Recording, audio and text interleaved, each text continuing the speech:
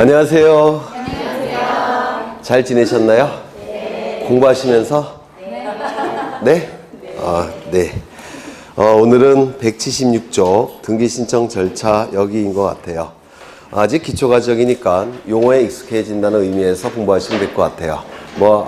아직 벌써 빡세게 공부하실 필요는 없죠. 빨리 지치실 테니까. 그래서 용어 위주로 이해를 하시면 될 겁니다.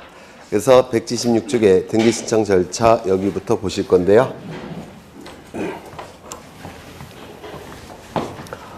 여기에 이러한 부동산이 있고 소유자는 갑입니다. 갑이 을과 매매 계약을 체결합니다. 이 매매 계약 안에 뭐가 있다고 했습니까? 물권 행위. 그렇죠. 물권 행위가 채권 행위 안에 포함되어 있다는 것이 우리 판례예요. 그래서 매매 안에 물권 행위가 있고 소유권 이전 등기까지 이루어지면 우리 민법 제186조에 의해서 갑이 가진 물권은 우리 물권으로 변동이 될 겁니다. 186조에 의해서. 이때 요 매매 물권 행위를 규율하는 법은 민법입니다. 그리고 이 등기를 규율하는 법은 부동산 등기법이 될 겁니다. 그리고 이 물권 변동을 규율하는 법도 민법이에요. 그래서 보통 일반적으로 갑의 소유에서 을의 소유로 넘어갈 때 두 개의 법률이 적용이 돼요. 민법과 등기법. 그렇죠. 우리 등기법은 민법에 여기 끼어 있죠. 그래서 이 등기법을 민법의 보조 법률 또는 민법을 실현시키는 법률이라고 불러요. 물론 강사도 민법 선생님의 보조 강사 맞아요. 네, 저는 그렇게 생각합니다. 그런데 이 민법은 이 민법에 가장 중요한 원칙이 있는데 사적 자치 원칙이라는 게 있습니다. 이게 민법에서 가장 중요한 원칙이에요. 사적 자치 원칙. 이 사는 개인 사자를 쓰고요. 자는 스스로 자자, 요 치는 다스릴 치자를 쓰는데 개인 간의 법률 관계는 당사자 갑과 을이 스스로 알아서 처리해야 된다는 원칙.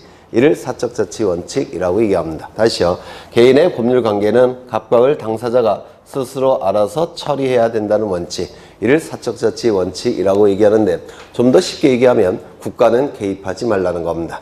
갑과 을이 알아서 처리할 테니까 국가는 개입하지 말라는 원칙. 이를 사적 자치 원칙이라고 불러요. 그러면 이 민법상의 사적 자치 원칙은 당연히 민법의 보조 법률인 등기법에도 관철이 돼야 됩니다. 지켜져야 돼요. 그래서 이 민법상의 사적 자치 원칙이 우리 등기법에는 어떻게 표현되고 있느냐면 신청주의라는 원칙으로 나타나고 있습니다. 신청주의. 그래서 이 신청주의가 우리 등기법에서 원칙입니다. 그러면 이 신청주의의 의미가 뭐냐면 갑과 을이 등기 신청이 있을 때만 국가기관인 등기소는 등기를 할 수 있다는 겁니다. 갑과 을이 신청이 없을 때는 국가기관인 등기소는 등기를 할 수가 없다는 겁니다. 신청이 있을 때만 등기를 하라는 겁니다. 어렵지 않죠? 네. 이를 신청주의라고 얘기합니다. 민법상의 사적 자치 원칙이 우리 등기법에서 신청주의로 나타나고 있는 겁니다. 이 신청주의. 다만 예외가 있습니다. 예외가. 그러면 이 예외는 이 사적 자치 원칙, 신청주의 원칙에 반하겠죠? 예외니까. 맞습니까? 따라서 반드시 법률의 근거 규정이 필요합니다. 이게 한번 출제가 된 적이 있어요. 이 예외는 반드시 법률의 근거 규정이 필요합니다. 법률의 근거 규정이 필요합니다. 그래야지만 예외가 인정이 되는 겁니다. 민법상의 사적 자치 원칙에 충돌을 일으키기 때문에 그래요. 그러면 이 예외에 법률의 근거 규정이 있을 때 두 가지 예외가 인정이 되는데 첫 번째, 등기관이 직권으로 할 수가 있습니다. 등기를. 신청이 없을지라도 등기관은 직권으로 알아서 등기를 할 수가 있다는 겁니다. 다만 근거 규정이 필요해요. 두 번째, 법원의 명령에 의해서 등기가 이루어지는 경우도 있습니다. 법원의 명령에 의해서. 이 명령에 의한 등기는 이의신청 절차에서만 나타납니다. 이의신청 절차에서만. 이것도 좀 기억해 두셔야 돼요. 법원과 등기소는 대등한 관계일까요? 원칙적으로 상하 관계일까요? 네? 대등한 국가기관으로 봐요. 왜냐하면 법원은 재판 업무를 담당하는 국가기관이죠. 등기소는 등기 업무를 담당하는 국가기관이에요. 그래서 법원과 등기소는 대등한 국가기관으로 보는데 요 이의신청 절차에서만큼은 법원과 등기소가 상하 관계입니다. 이의신청 절차에서만. 그래서 요 이의신청 절차에서만 명령에 의한 등기가 나오고 다른 절차에서는 법원과 등기소는 촉탁 관계가 됩니다. 강공서의 촉탁에 해당이 돼요. 이거 이해가 되실까요? 이 신청 절차에서만 법원 같은 경우서는 상하 관계, 명령 관계가 되는 것이고 그 이외의 관계에서는 전부 다 대등한 관계이기 때문에 촉탁 등기를 하는 겁니다. 이거 좀 기억해 두시면 좋을 것 같아요. 이때 이 신청주의가 원칙인데 이 신청주의도 원칙은 당사자가 신청함이 원칙입니다. 여기서 당사자라는 용어가 나오는데 민법에서 하셨습니까? 당사자. 이거 외우느라고 힘들었어요. 오늘 전체로 해서 이것만 외웠습니다. 이 당은 무슨 뜻일까요? 담당한다 라는 뜻이에요. 사는 일사자입니다. 자는 놈자자겠죠. 그래서 어떠한 일을 담당하는 자. 요때 요 일은 법률행위를 하는 일을 얘기해요. 법률행위 하는 거. 그러면 법률행위를 담당하는 자는 누굽니까? 갑과 을. 얘가 당사자라고 불러요. 법률행위 하는 일을 담당하는 자라는 뜻입니다. 어렵지 않죠? 그렇죠. 이때 갑을 일방 당사자, 을을 이방 당사자. 그러면 갑과 을을 제외한 자는 숫자 뭐가 나오겠습니까? 3, 제3자라고 얘기합니다. 당사자를 제외한 자를 제3자라고 불러요. 그러면 여기서 당사자가 신청하는 건데 갑과 을이 등기를 신청하더라는 겁니다. 이게 원칙이에요. 그렇죠. 그런데 갑과 을 중에서 하나가 강공서라고 한다면 신청이라는 용어를 쓰지 못하고 촉탁이라는 용어를 쓰게 됩니다. 요 촉은 위촉한다 라는 뜻이고 탁은 부탁한다 라는 뜻인데 예전에 설명을 드린 것 같은데 공권력의 객체인 일반 국민이 공권력의 주체인 국가기관에게 뭔가를 요구할 때 우리 행정법에서는 신청이라는 용어를 씁니다. 공권력을 기준으로 해야 공권력의 객체인 일반 국민이 공권력의 주체인 국가기관에게 뭔가를 요구할 때는 신청이라는 용어를 행정법에서 쓰게 돼요. 공권력의 주체인 국가기관이 또 다른 공권력의 주체인 국가기관에게 뭔가를 요구할 때 이때는 공권력을 기준으로 대등한 관계이기 때문에 신청이라는 용어를 쓰지 않고 위촉하고 부탁한다고 해서 촉탁이라는 용어를 씁니다. 그러면 이 국가기관 중에 등기소가 있죠. 그러면 등기를 요구할 때 등기를 신청한다 라는 용어를 쓰는 것이고 등기를 요구할 때 등기를 촉탁한다 라는 용어를 쓰는 겁니다. 이거 이해가 되실까요? 그렇다면 등기를 요구한다는 점에서 신청과 촉탁은 의미가 같습니까? 다릅니까? 네? 같죠? 등기를 요구한다는 점에서 신청과 촉탁은 같은 뜻이에요. 그렇다면 요 신청에 관한 등기법의 규정은 요 촉탁에도 적용될 여지가 있습니까? 없습니까? 있겠죠. 왜? 등기를 요구한다는 점에서는 같기 때문에. 따라서 이 신청에 관한 등기법의 규정은 촉탁에도 준해서 적용이 됩니다. 준용한다 라는 용어를 써요. 준해서 적용한다. 이것도 출제가 된 적이 있어요. 신청에 관한 규정은 촉탁에 준해서 적용될 수밖에 없습니다. 그런데 강공서가 등기를 촉탁할 때는 거짓의 내용을 가지고 등기를 촉탁하는 경우가 있을까요? 없을까요? 없겠죠. 그렇죠. 거짓으로 등기해봤자 강공서가 이익이 발생하지 않지 않습니까? 따라서 등기의 진정성을 확보하기 위한 규정들은 촉탁에는 준용될 여지가 없습니다. 다시요. 원칙적으로 신청에 관한 규정은 촉탁에 준해서 적용되지만 등기의 진정성을 확보하기 위한 규정들은 준용될 여지가 없다라고 얘기합니다. 예를 들어서 공동신청. 예, 이따가 보시겠지만 공동신청은 등기의 진정성을 확보하기 위한 제도예요. 그러면 이 공동신청에 관한 규정이 촉탁에는 준용될까요? 준용되지 않을까요? 준용되지 않습니다. 따라서 강공서가 등기를 촉탁할 때는 단독 촉탁이 될 수밖에 없어요. 뭐 이따가도 볼 겁니다. 여하간 일반 국민이 신청할 때는 신청, 강공서가 등기를 요구할 때는 촉탁. 그렇죠. 이때 이 당사자가 신청하는 것도 원칙은 임의 신청이 원칙입니다. 요 임의 신청이라는 얘기는 요 임자가 맡길 임자예요. 맡긴다 임자고요. 의는 뜻의 자입니다. 임의라고 읽어요. 그러면 임의 신청의 의미는 뭐겠습니까? 등기를 신청할지 말지를 당사자의 뜻에 맡겨놓는다 이런 뜻이겠죠.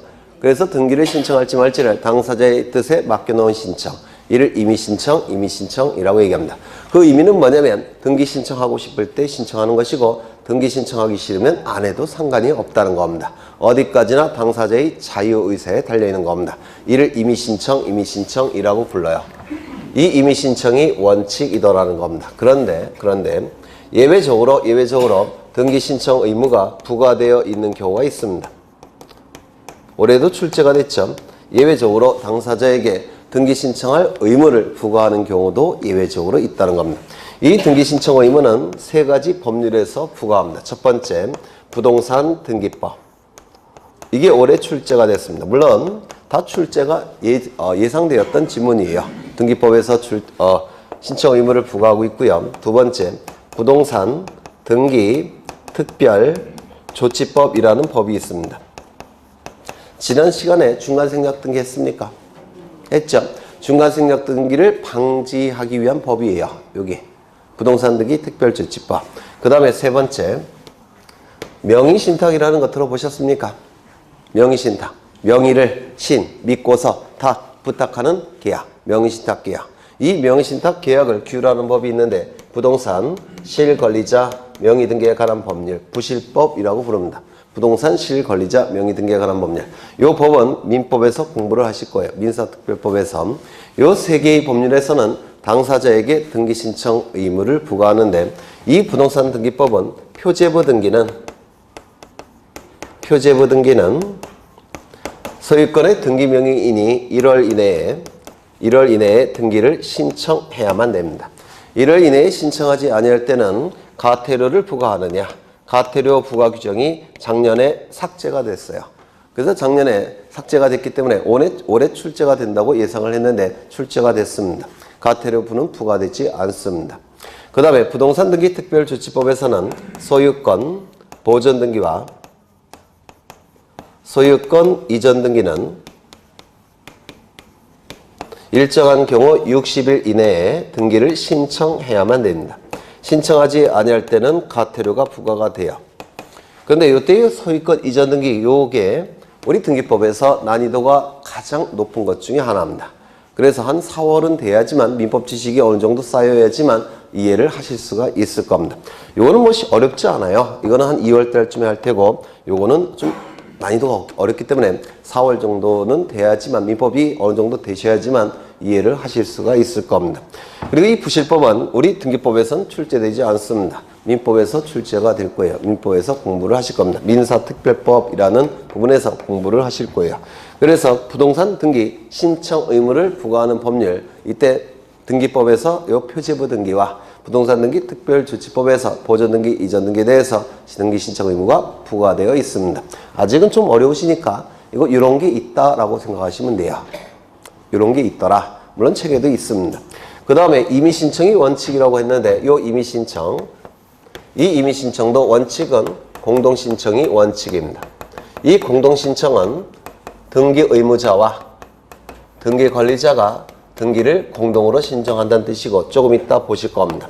이것이 원칙인데 예외적으로 단독 신청이 이루어지는 경우도 있고 그 다음에 예외 두 번째로 제3자가 신청하는 경우도 있습니다. 원칙은 공동신청이에요. 이 공동신청을 좀 보겠습니다. 여기에 이러한 부동산이 있고 소유자는 갑입니다. 갑이 을과 매매 계약을 체결합니다. 이 매매 계약이 체결되면 이 갑에게는 소유권 이전 등기 의무가 발생한다라고 우리 민법에 규정이 되어 있습니다. 민법을 실체법 이렇게 얘기를 합니다. 혹시 실체법이 뭔지 아십니까? 실체법. 민법을 실체법이라고 부르는데요. 이 법의 실체는 권리와 의무를 얘기해요. 법의 실체는 권리, 의무를 얘기합니다. 자본주의 사회에서는 권리 위주로 얘기할 테고 사회주의 국가에서는 의무 위주로 얘기할 겁니다. 여하간 법의 실체는 권리와 의무예요. 그러면 이 권리와 의무를 규율하고 있는 법이 뭐냐면 민법입니다. 따라서 민법을 실체법 이렇게 불러요. 민법을 실체법. 권리, 의무를 규율하고 있는 법률 민법 실체법. 그래서 민법에 의하면 갑에게는 소유권 이전 등기 의무가 발생하고 을에게는 소유권 이전 등기 청구권이 발생합니다. 그 다음에 매매대금 채권이 발생할 테고 매매대금 채무가 발생하겠죠. 그런데 이 매매대금에 관련된 거는 민법이 다르기 때문에 우리 등기법에서는 아예 논의 자체를 잘 안 합니다. 그는 있다라고만 생각하시면 돼요. 그리고 소유권 이전 등기가 이루어지게 되면 소유권 이전 등기가 이 안에 뭐가 있다고요? 물권행위. 그렇죠. 소유권 이전 등기가 이루어지게 되면 갑이 가진 소유권은 을의 소유권으로 변동이 될 겁니다. 우리 민법 몇 조에 의해서? 186조에 의해서. 맞죠? 그런데 이 등기가 이루어지면 갑은 소유권을 상실하겠죠. 맞습니까? 소유권을 상실하게 될 겁니다. 이때 요 등기만 놓고 형식적으로 판단한다면 요 갑은 불이익이 발생합니다. 이러한 자를 뭐라고 부르냐면 등기 의무자라고 부릅니다. 이 등기가 이루어지면 을은 소유권을 취득합니다. 소유권을 취득하게 될 겁니다. 따라서 등기만 놓고 형식적으로 판단한다면 요 을은 이익이 발생한다 라고 얘기합니다. 이러한 자를 뭐라고 부르냐면 등기 권리자라고 부릅니다. 그러면 여기서 형식적으로 판단한다는 건 무엇을 의미하느냐? 요거는 법무사 시험에는 종종 출제가 되는데요. 매매대금은 고려하지 않겠다는 겁니다. 매매대금을 고려한다면 갑은 소유권 상실하지만 반대급부로서 뭐를 받습니까? 돈을 받죠. 따라서 이익 불이익 여부를 판단할 수 있습니까? 없어요.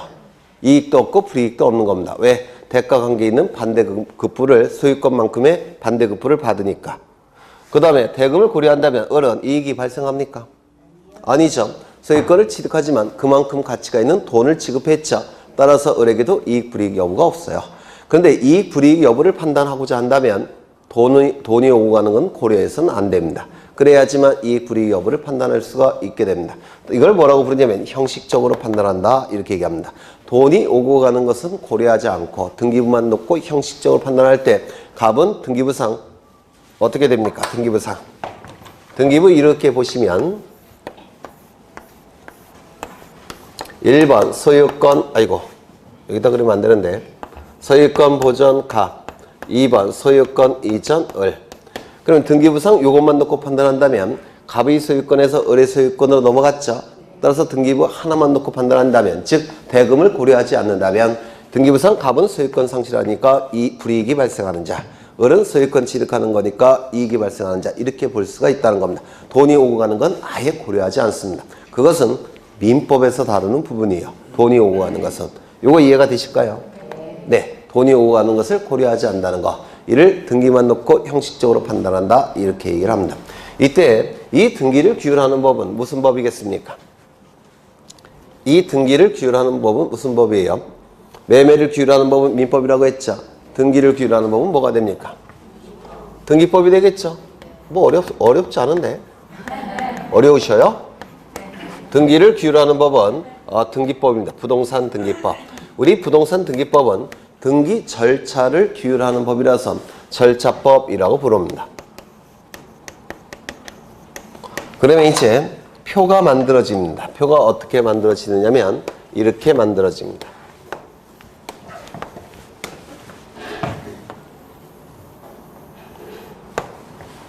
이렇게 표가 만들어질 겁니다. 그러면 여기 잘 보시면 민법상 실제법상 등기 의무자라 하면 등기 의무를 가지고 있는 자, 등기 의무를 가지고 있는 자를 실제법상 등기 의무자라 부릅니다. 즉 민법에서 등기 의무자라 하면 등기 의무를 가지고 있는 자를 민법에서 실제법에서 등기 의무자라고 부르고 민법에서 실제법에서 등기 권리자라 하면 등기 청구권을 가지고 있는 자, 이 자를 민법에서 등기 권리자라고 불러요. 민법에서 등기 의무자, 등기 권리자 개념은 등기 의무를 가지고 있는 자를 민법에서 등기 의무자, 등기 청구권을 가지고 있는 자를 민법에서 등기 권리자라고 부릅니다. 그런데 우리 등기법에서는 절차법에서는 얘기가 달라져요. 우리 등기법에서 등기 의무자라 하면 등기만 놓고 형식적으로 판단할 때 권리를 상실하여 불이익이 발생한 자를 우리 등기법에서 절차법에서 등기 의무자라고 부릅니다. 우리 등기법 절차법에서 등기 권리자라 하면 등기가 이루어짐으로 인해서 소유권 권리를 취득하여 이익이 발생하는 자를 우리 등기법에서 등기 권리자라고 부릅니다. 그러면 민법에서의 등기 의무자, 등기 권리자와 우리 등기법에서의 등기 의무자, 등기 권리자는 개념이 같습니까? 다릅니까? 네, 아니 보셔요. 글씨가 같아요? 달라요? 다르잖아요. 글씨가 다르지 않습니까? 의미도 다르고. 그렇죠? 그러면 우린 지금 민법을 공부하는 게 아니라 등기법을 공부하고 있죠. 그래서 우리 등기법에서 등기 의무자, 등기 권리자라 하면 이러한 자를 얘기하는 것이 아니라 등기가 이루어짐으로 인해서 권리를 상실하여 불이익이 발생한 자, 그 자를 우리 등기법에서는 앞으로 쭉 등기 의무자라고 부를 겁니다. 또한 등기가 이루어짐으로 인해서 권리를 취득하여 이익이 발생하는 자를 우리 등기법에서는 앞으로 쭉 등기 권리자라고 부를 겁니다. 이때 이익 불이익 여부는 뭐 갖고 판단한다고요? 등기만 놓고 형식적으로 판단한다 이렇게 얘기합니다. 그러면 이때 을은 갑에게 대금을 지급하겠죠. 대금을 지급했다면 을은 자신의 이름으로 등기를 갖추고 싶을 겁니다. 대금을 지급했으니까. 그렇죠? 그래서 을은 등기소에 가서 등기를 신청하고자 할 겁니다. 등기소에 가서 등기를 신청하고 싶을 거예요. 등기를 하고 싶은 자는 갑보다는 을이겠죠. 돈을 다 지급했으니까 빨리 등기부상 소유권자 소유권 되고 싶겠죠. 맞습니까? 그렇죠. 그런데 요 을이 등기소에 가서 등기 신청할 때 요 매매대금을 얼마로 해서 신청하느냐면 예를 들어서 이게 10억입니다. 을이 갑에게 실제로 지급한 돈은 10억이에요. 그런데 요 을이 매매대금을 등기 신청할 때 15억으로 신청할 가능성이 있을까요? 없을까요? 실질적으로 을은 갑에게 10억만 지급했어요. 근데 등기를 신청할 때는 15억을 지급했다라고 신청할 가능성이 있을까요? 없을까요? 있습니다. 왜요? 나중에 양도소득세 조금 내기 위해서. 이거 이해가 되십니까? 따라서 거짓의 내용을 신청할 가능성이 나타납니다. 이거 이해가 되실까요? 또는 5억으로 신청할 가능성이 있을까요? 없을까요? 있습니다. 왜요? 취득세를 조금 내기 위해서. 그럴 가능성이 있죠. 그러면 15억으로 신청을 하게 되면 을에게는 이익이 되겠지만 갑에게 그 불이익은 갑에게 기속이 될까요? 안 될까요? 네? 되겠죠. 왜요? 양도소득세 갑은 많이 내야 됩니다. 그렇죠. 5억 원만큼 더 많이 내야 돼요. 양도소득세를. 그러면 5억으로 신청을 하게 되면 갑은 손해가 발생할 수 있을까요? 없을까요? 있습니다. 세무조사 들어올 겁니다. 증여로 봐서. 그렇지 않겠습니까? 따라서 이 매수인이 거짓의 내용을 가지고 등기를 신청하게 되면 그 불이익은 전부 다 매도인에게 기속될 여지가 발생을 합니다. 이거 이해가 되실까요? 안 되실까요? 되시겠죠? 따라서 이 을이 거짓의 내용을 가지고 등기를 신청할 가능성이 있기 때문에 이 등기가 이루어짐으로 인해서 권리를 상실하여 불이익이 발생하는 등기 의무자를 등기 신청 절차에 참여시킵니다. 거짓의 내용을 가지고 등기를 신청하지 못하도록 참여시켜서 상대방과 같이 등기를 신청하는 거. 이게 바로 공동신청이라고 부릅니다. 이거 이해가 되실까요? 그래서 이 공동신청의 개념은 좀 암기하실 필요가 있습니다. 등기의 진실성, 등기의 진정성을 확보하기 위해서 등기가 이루어짐으로 인해서 권리를 상실하여 불이익이 발생하는 등기 의무자를 등기 신청 절차에 참여시켜서 등기 권리자와 같이 등기를 신청하는 것. 이를 공동신청이라고 얘기를 합니다. 그래서 이 공동신청은 좀 암기하실 필요가 있어요. 이 등기 의무자를 참여시키는 거죠. 맞습니까? 등기의 진정성을 확보하기 위해서, 등기의 진실성, 진정성을 확보하기 위해서 요 등기 의무자를 등기 신청 절차에 참여시키는 것. 신청 절차에 참여시키는 것. 참여시켜서 등기 권리자와 같이 등기를 신청하는 것. 이게 뭐라고요? 공동신청. 다시요. 등기부에 거짓의 내용이 나오는 것을 방지하기 위해서, 즉 등기의 진정성을 확보하기 위해서 등기가 이루어짐으로 인해서 권리를 상실하여 불이익이 발생하는 등기 의무자를 등기 신청 절차에 참여시켜서 상대방과 같이 등기소에 가서 등기를 신청하는 것. 이를 뭐라고요?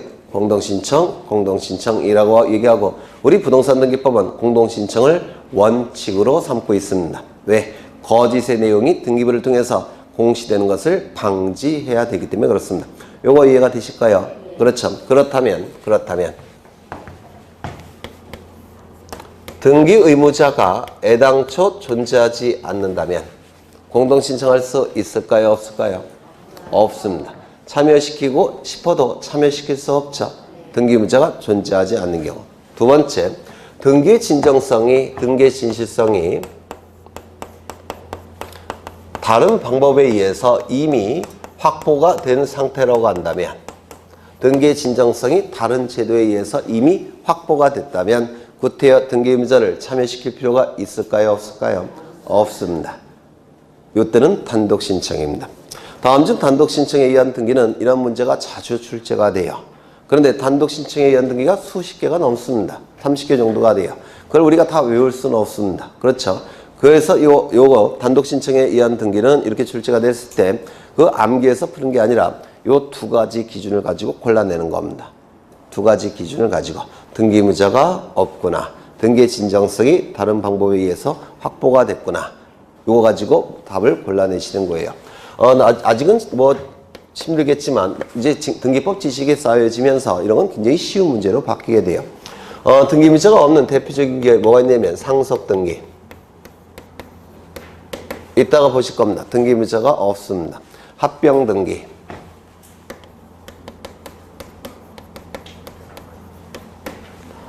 표제부 등기. 소유권 보전 등기.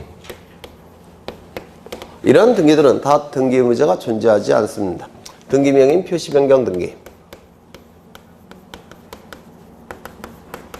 이런 등기들은 다 등기 의무자가 존재하지 않아요. 아직은 어려우시겠지만 민법 지식과 등기법 지식이 올라가시면서 저절로 아시게 됩니다. 그 다음에 등기의 진정성이 이미 확보가 된 경우 판결에 의한 등기 신청. 판결에 의한 등기 신청은 판결서라는 제도에 의해서 등기의 진정성이 이미 확보가 된 겁니다. 따라서 단독 신청이에요. 가등기, 가처분 명령에 의한 가등기. 이런 것도 재판에 의한 등기 신청이라서 등기의 진정성이 확보가 됐다, 이렇게 얘기를 합니다. 또 뭐가 있을까요? 강공서의 촉탁 등기. 강공서가 거짓으로 등기를 신청하는 경우는, 그 등기를 요구하는 경우가 있다고 했습니까? 없다고 했습니까? 없어요. 등기의 진정성이 이미 확보가 됐다고 평가하기 때문에 이것도 단독 촉탁이 원칙입니다. 단독 촉탁. 그 다음에 제3자가 등기 신청하는 경우가 있는데, 첫 번째 대위 신청. 이 대위 신청은 제3자가 갑과 을을 대신하는 지위에서 등기를 신청할 때 대위 신청이라고 얘기합니다. 다시요. 제3자가, 즉 갑과 을이 아닌 다른 자가, 제3자가 당사자 갑과 을을 대신하는 지위에서 등기 신청할 때 대위 신청이라고 얘기하는데, 이 대위 신청에서 가장 기본이 되는 것은 채권자 대위 신청이라는 겁니다. 오늘 보실 거예요. 그럼 이 채권자 대위 신청은 무슨 뜻이냐면, 채권자는 채무자를 대신하는 지위에서 등기를 신청할 수가 있습니다. 이를 채권자 대위 신청이라고 불러요. 다시요. 채권자는 채무자를 대신하는 지위에서 등기를 신청할 수 있는데 이를 채권자 대위 신청이라고 부르고요. 두 번째, 대리인에 의한 등기 신청. 혹시 대리제도 보셨습니까? 공부하셨습니까? 대리제도. 민법에서 아직 안 하셨어요? 네, 앞으로 하실 거예요. 대신 법률행위를 하는 것을 대리라고 불러요. 대신 법률행위라는 거. 이따가 시간이 나면 좀 보실 겁니다. 세 번째, 포괄 승계인에 의한 등기 신청.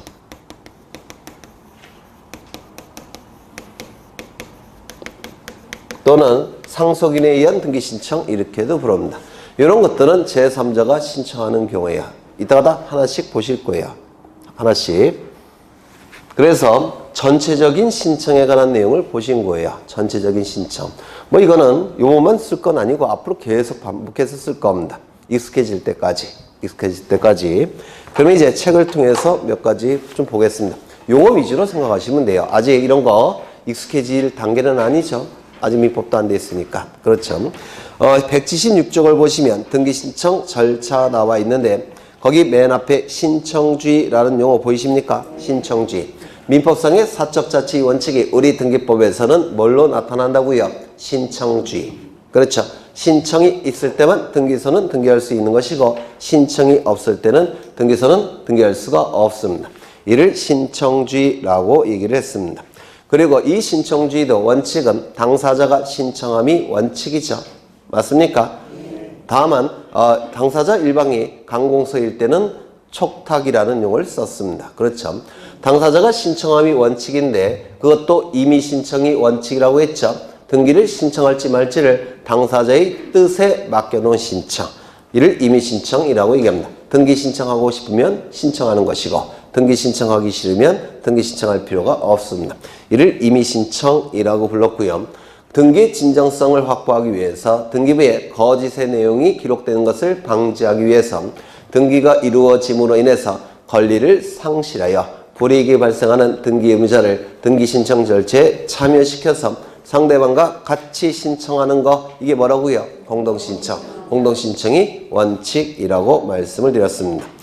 신청은 공권력의 객체인 일반 국민이 공권력의 주체인 국가기관에게 등기를 요구하는 것을 신청이라고 얘기했죠. 그러면 강공서일 때는 이때는 신청이라는 용어를 쓰지 못하고 어떤 용어 쓴다고요? 촉탁. 다만 등기를 요구한다는 점에서는 같은 의미이기 때문에 신청에 관한 규정은 촉탁에 준해서 적용될 수밖에 없다라고 했습니다. 다만 강공서가 등기를 촉탁할 때는 거짓의 내용을 가지고 등기를 촉탁하는 경우는 없다고 보기 때문에 공동신청에 관한 규정은 촉탁에 준용된다? 안 된다? 안 된다. 따라서 강공서 촉탁은 단독 촉탁이 되는 것이지 공동 촉탁이 되는 게 아니라고 말씀을 드렸습니다. 그 다음에 신청주의 예외 나와 있는데 민법상의 사적자치 원칙과 충돌을 일으키기 때문에 반드시 뭐가 필요하다고요? 근거 규정. 법률에 근거 규정이 필요하다고 했죠. 그 근거 규정이 있을 때는 법원의 명령에 의한 등기도 가능하고 등기관의 직권에 의한 등기도 가능하다고 했습니다.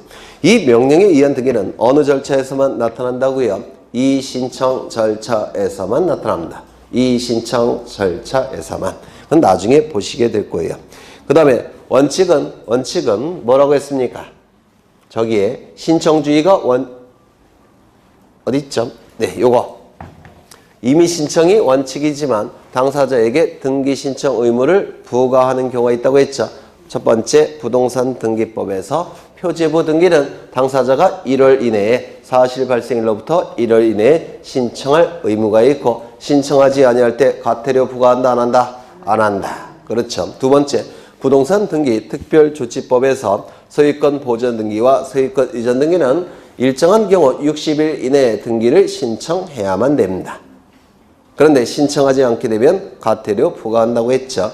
부실법은 민법에서 다루는 것이고 그래서 177쪽을 보시면 당사자에게 등기 신청 의무가 있는 경우 등기법상의 신청 의무 넘겨보시면 부동산 등기 특별조치법상의 신청 의무 부동산 실권리자 명의 등기에 관한 법률에서의 신청 의무는 민법에서 공부하실 테니까 여기에는 없습니다. 그 정도 보시면 될 것 같아요. 그 다음에 제5절에 5절이 맞나? 3절인가? 안 보여요. 3절이죠. 등기 신청행위 이것 좀 보겠습니다. 이것도 우리 시험과 관련해서 올해도 출제됐고 계속 출제되는 부분인데요. 여기에 이러한 부동산이 있고 소유자가 갑입니다. 갑이 을과 매매 계약을 체결합니다. 소유권 이전 등기까지 이루어지면 갑이 가진 소유권은 을의 소유권으로 변동이 될 겁니다. 우리 민법 몇 조에 의해서 186조에 의해서 요 매매 안에는 뭐가 있다고요? 물권행위. 그렇죠. 그러면 이 등기가 이루어지게 되면 갑은 소유권 상실합니까? 따라서 등기만 놓고 형식적으로 판단한다면 갑은 불이익 발생합니까? 따라서 이러한 자를 우리 등기법에서 뭐라고 부를까요? 등기 의무자. 등기가 이루어지면 을은 소유권 취득합니까? 따라서 등기만 놓고 형식적으로 판단한다면 을은 이익이 발생합니까? 이러한 자를 우리 등기법에서 뭐라고 부릅니까? 등기 권리자. 이 등기 의무자와 등기 권리자가 등기소에 가서 등기를 공동으로 신청하게 될 겁니다. 공동신청이 원칙이라고 이 말씀을 드렸습니다. 그렇죠. 이때 요 등기 신청 행위가 유효해야지만 등기관은 이 등기를 실행해 주겠죠. 맞습니까? 이 등기 신청 행위가 효력이 있어야지만 등기관은 등기를 해줄 겁니다. 그러면 효력이 있기 위한 필요한 요건이 있을 텐데 이를 등기 신청 행위의 유효 요건이라고 불러요. 등기 신청 행위의 유효 요건. 이 등기 신청 행위가 효력이 있기 위해서 필요한 요건, 유효 요건 이렇게 얘기를 합니다. 이 유효 요건은 세 가지가 있는데요. 첫 번째, 등기 신청인 갑과 을은 능력이 있어야 됩니다. 두 번째, 등기 신청인 갑과 을의 등기 신청 행위는 진짜 의사에 의해서 등기를 신청해야 됩니다. 진의. 민법에서 하셨습니까? 107조. 비진이 의사표시에서 하셨겠죠? 진의에 의해서. 진짜 의사에 의해서 등기를 신청해야 돼요. 세 번째, 이 등기 신청 행위는 국가기관에게 신청하는 공법상의 법률행위라고 불러요. 공법상의 법률행위. 공법상의 법률행위는 원칙적으로 증거자료가 만들어져야 되기 때문에 일정한 방식을 구비해야 됩니다. 공법에서 요구하는 방식을 구비를 해야 돼요. 요 세 가지 요건이 충족이 될 때 등기 신청 행위는 유효한 것이고 등기관은 등기를 해줄 겁니다. 이때 우리 시험과 관련해서는 요게 제일 중요합니다.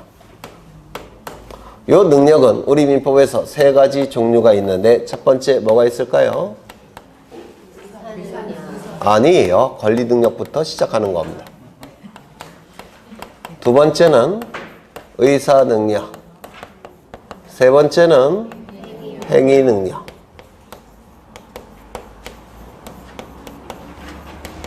그러면 권리 능력의 의미는 뭡니까? 힌트. 권리 능력은 원래 용어는 아니고요. 원래 용어는 권리 의무 능력이에요. 원래 용어가 권리 의무 능력인데 자본주의 사회에서는 권리 위주, 사회주의 국가에서는 의무 위주. 그래서 의무를 생략하고 그냥 권리 능력이라고 부르는 겁니다. 그러면 권리 능력의 의미는 뭘까요? 어려우셔요? 권리 의무를 가질 수 있는 능력.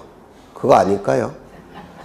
그거겠죠. 근데 그거 맞아요. 권리 의무를 가질 수 있는 능력을 권리 능력이라고 부릅니다. 사람은 우리 민법에서 사람은 다 권리 능력이 있다 이렇게 얘기합니다. 미친놈이건 안 미친놈이건 어린 놈이건 술 취한 놈이건 사람이기만 하면 다 권리 능력이 있습니다. 시한부 생명 한 달 남았습니다. 그 양반도 권리 능력이 있는 겁니다. 사람이면 다 권리를 가질 수 있는 능력이 있어요. 의사 능력은 무슨 뜻입니까? 맞죠? 네. 뜻과 생각을 판단할 수 있는 능력. 뜻과 생각을 판단할 수 있는 능력. 민법에서 법률행위 공부하셨습니까? 법률행위의 뜻이 뭐예요? 네? 법률행위의 뜻은 법률이 적용되는 인간의 행위겠죠. 따라서 법률이 적용되는 이유는 법률적으로 의미가 있는 행위이기 때문에 법률이 적용이 되는 겁니다. 사람은 살아가면서 많은 행위들도 하죠. 지금 여기 간접 갖고 장난쳤죠. 그것도 행위예요. 그것도 행위 맞습니다. 그렇죠. 여러분 앉아있는 행위하고 있죠. 저는 지금 분필 들고 있죠. 말하고 있죠. 모든 게 다 행위예요. 그런데 인간의 모든 행위에 대해서 법률이 적용될 필요가 있습니까? 간접 갖고 있는데 법률이 적용될 필요가 있어요? 없죠. 법률적 의미가 있는 행위만 법률이 적용이 되는 겁니다. 그럼 이 법률적 의미가 있다는 얘기는 무슨 뜻이냐면 이런 뜻이에요. 권리 변동을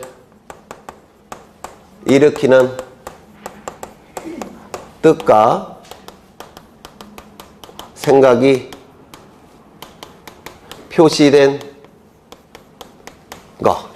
이게 법률적 의미가 있다는 뜻이에요. 권리 변동을 일으키는 뜻과 생각이 표시된 거. 이게 법률적 의미가 있다는 뜻입니다. 그렇다면 법률 행위의 뜻은 뭐냐면 권리 변동을 일으키려는 뜻과 생각이 표시가 된 행위. 표시가 된 행위. 이게 법률 행위입니다. 권리 변동을 일으키는 뜻과 생각이 표시가 된 행위. 이게 법률 행위예요. 너무 길죠? 그래서 여기서부터 여기까지를 생략합니다. 생략해서 뜻과 생각이 표시가 된 행위. 뭡니까? 의사 표시가 있는 행위. 이게 법률 행위예요. 그러면 이때의 뜻과 생각은 뭐냐면 권리 변동이 뭔지, 뜻과 생각을 결정할 수 있는 거. 권리 변동이 뭔지, 권리가 뭔지, 의무가 뭔지, 발생이 뭔지, 변경이 뭔지, 소멸이 뭔지를 판단할 수 있는 뜻과 생각이 표시가 된 행위. 뭔 소리야? 뜻과 생각을 결정할 수 있는 거. 이를 의사능력이라고 불러요. 권리가 뭔지를 판단할 수 있는 능력. 이걸 의사능력이라고 불러요. 되셨을까요? 이게 뭡니까? 이것을 판단할 수 있는 능력이 의사능력이고요. 표시할 수 있는 능력. 이게 행위능력이에요. 이것과 관련된 능력을 의사능력. 이것과 관련된 능력을 표시능력, 행위능력이라고 불러요. 이런 겁니다. 그런데 우리 시험과 관련해서는 이런 거 필요가 없습니다. 우리 시험은 요게 중요해요. 요게. 그래서 우리 민법에서는 사람은 권리 능력이 있다라고 규정되어 있는데 우리 등기법에서는 사람은 등기를 신청할 수 있는 적합한 법인격이 있다 이렇게 얘기합니다.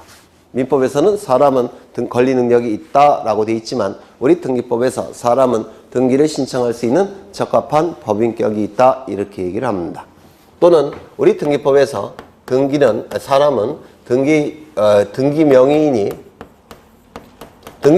무슨 뜻입니까? 등기부에 이름이 올라간 걸 얘기해요. 등기 명의인이 될 수 있는 자격이 있다 이렇게 얘기합니다. 또는 이렇게도 얘기합니다. 사람은 등기 신청에 당사자 능력이 있다 이렇게 얘기합니다. 다 같은 뜻이에요. 등기 신청 적격, 등기 명의인이 될 수 있는 자격, 등기 신청의 당사자 능력. 누가요? 사람은. 이해가 되셨을까요? 그러면 이때의 사람은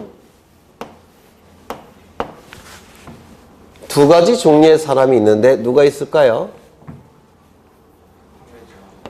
자연적으로 사람이 된 자, 자연인. 들어보셨습니까? 자연적으로 사람이 된 자. 자연적으로 사람이 된 자는 누굴 얘기하냐면 어머니 뱃속에서 10달 동안 생명체로 존재하다가 어머니 뱃속에서 자연스럽게 나와서 사람이 된 자. 이 자를 자연인이라고 부른다. 저 여러분. 그렇죠. 두 번째, 법이 인정한 사람. 법인. 사람은 이렇게 두 가지 종류의 사람이 있습니다. 자연인, 법인. 그러면 얘네들은 사람이니까 등기부에 이름을 올릴 수 있을까요? 등기를 신청할 수 있는 적합한 격이 있을까요? 등기 신청에 당사자 능력이 있을까요? 있습니다. 왜? 사람이니까. 이거 이해가 되실까요? 그러면 이때의 사람은, 자연인은 등기 신청 적격이 인정이 되는데 자연인인지 여부가 문제가 되는 자가 있습니다. 첫 번째, 태아. 태아는 사람일까요? 아닐까요? 네? 제가 18초 전에 이런 말씀을 드렸어요. 어머니 뱃속에서 10달 동안 생명체로 존재하다가 어머니 뱃속에서 자연스럽게 나와서 사람이 됐을 때 자연인 이렇게 얘기를 했습니다. 그러면 사람입니까? 아닙니까? 아니에요. 어머니 뱃속에 있는 생명체로 봅니다. 우리 헌법에서. 생명체. 따라서 이 태아는 사람입니까? 아닙니까? 아니에요. 등기 신청 적격, 명의 될 수 있는 자격, 신청의 당사자 능력 있습니까? 없습니까? 없어요. 등기부에 이름을 올릴 수가 없습니다. 태명이라는 거 있죠? 태명으로도 올릴 수 없다는 겁니다. 사람이 아니니까 그 등기는 무효가 돼요. 외국인 사람입니까? 아닙니까? 썼죠? 여기. 등기 신청 적격이 있을까요? 없을까요? 사람이라고 하면 했잖아요. 있겠죠. 법무사 시험에 이렇게 문제가 출제가 된 적이 있어요. 어떤 어머니가 아기를 불란서로 입양을 보냈습니다. 살기가 힘드니까. 그래서 입양을 보냈는데 아기가 불란서에서 컸어요. 잘 컸습니다. 20살이 돼갖고 한국으로 왔습니다. 어머니 찾으러. 그래서 어머니를 찾았습니다. 어머니는 아기를 입양 보내고 난 다음에 열심히 일해갖고 엄청난 부동산을 축적을 했습니다. 그런데 이제 결혼은 안 했고 후사는 없어요.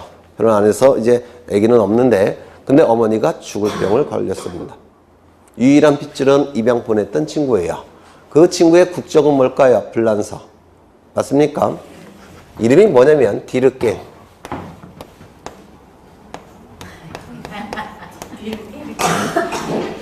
아주 유명한 범죄학자입니다. 이 양반이. 이름이 디르갱이에요. 블런스 사람이니까 블런스 이름이겠죠. 디르갱. 블런스를 어떻게 쓰나? 디르갱.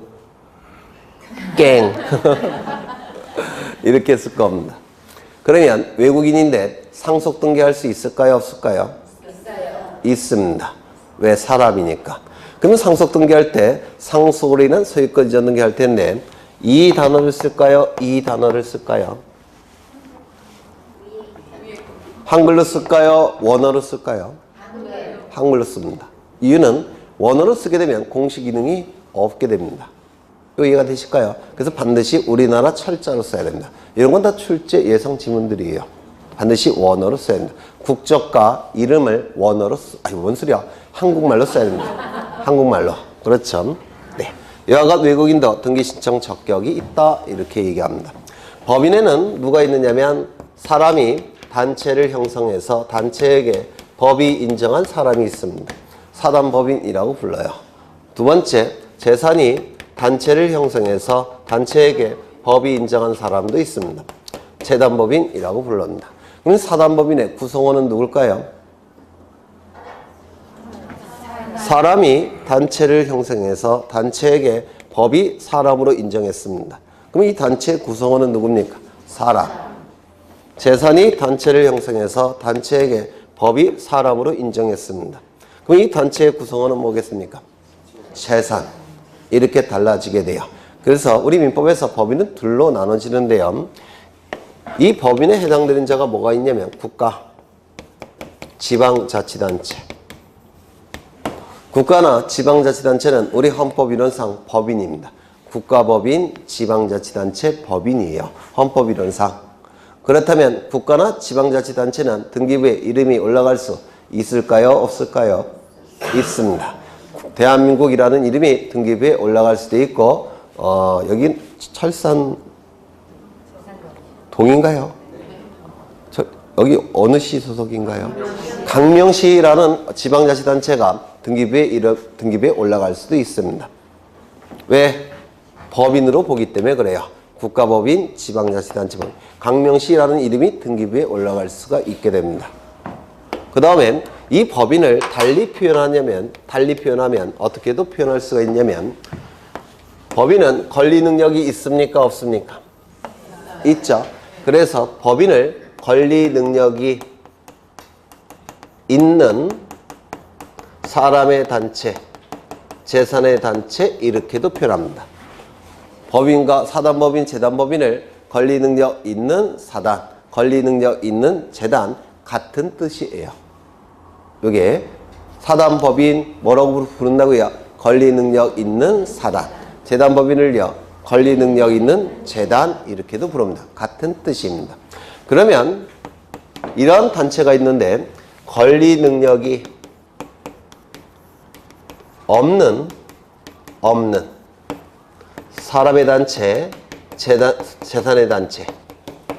그러면 권리 능력 있는 사단 재단과 권리 능력 없는 사단 재단은 같은 뜻은 아니겠죠. 얘네들은 사람입니까? 아닙니까? 없는 이라는 표현을 썼으니까 사단법인도 아니고 재단법인도 아니겠죠. 맞습니까? 얘네는 법인은 아니에요. 그런데 단체입니다. 사람의 단체, 재산의 단체. 이따가 더 보실 겁니다. 이때 권리 능력 없는 사단 재단에 해당되는 단체가 뭐가 있냐면 교회, 사찰, 종중, 정당. 얘네들을 권리 능력 없는 사단 재단이라고 부릅니다. 교회, 사찰, 정당, 종종. 가장 대표적인 권리 능력 없는 사단 재단이에요.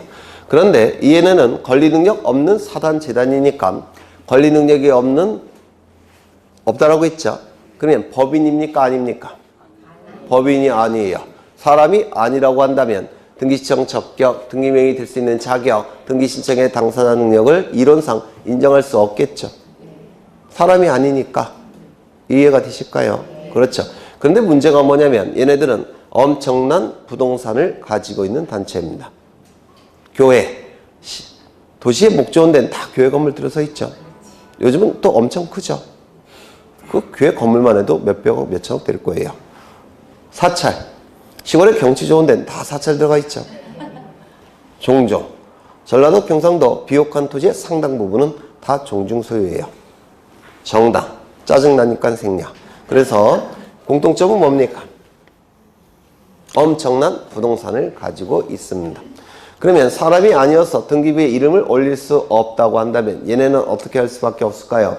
명의신탁할 수밖에 없습니다. 명의신탁은 법적으로 금지되어 있습니다. 그러면 어떻게 됩니까? 탈법행위가 조장이 되는 겁니다. 그래서 우리 등기법은 얘네들은 비록 사람은 아니지만, 왜? 권리 능력이 없으니까 사람은 아니지만 예외적으로 등기신청 적격을 인정합니다. 예외적으로. 그래서 시험에 잘 나옵니다. 다시요. 권리 능력 없는 사단 재단은 사람이 아닙니다. 하지만 예외적으로 등기신청 적격을 인정합니다. 그래서 시험에 잘 나와요. 이게. 그 다음에 학교. 학교는 사람일까요? 아닐까요? 네, 학교는 각종 시설로 구성된 물건으로 봅니다. 각종 시설로 구성된 물건. 교사시설, 운동장시설, 급식시설, 수도시설, 강당시설, 체육관시설, 이런 각종 시설의 총합체, 시설로 구성된 물건으로 봐요. 그렇다면 사람입니까? 아닙니까? 아닙니다. 물건이에요. 물건. 물건이니까 등기시청 적격이 있습니까? 없습니까? 없겠죠. 대신 물건이니까 누가 있겠습니까? 소유자가 있겠죠. 소유자 이름으로 등기하면 됩니다. 소유자는 보통 설립자가 소유자예요. 설립자가. 그러면 국립학교라고 한다면 누가 설립했을까요? 국가. 국가 이름으로 등기하는 겁니다. 공립학교라고 한다면 누가 설립했을까요? 지방자치단체. 지방자치단체 이름으로 등기합니다. 사립학교라고 한다면 규모가 작을 때는 개인이 설립자입니다. 개인의 이름으로 등기할 테고, 규모가 큰 사립학교라고 한다면 아마도 학교법인이 설립했을 겁니다. 학교법인의 이름으로 등기를 하게 될 겁니다. 되셨을까요? 그 다음에 올해 시험에 출제가 된 게 민법상 조합이라는 겁니다. 올해 출제가 됐습니다. 뭐 항상 예상되는 지문이죠. 이거는 좀 쉬었다 하겠습니다. 10분만. 네.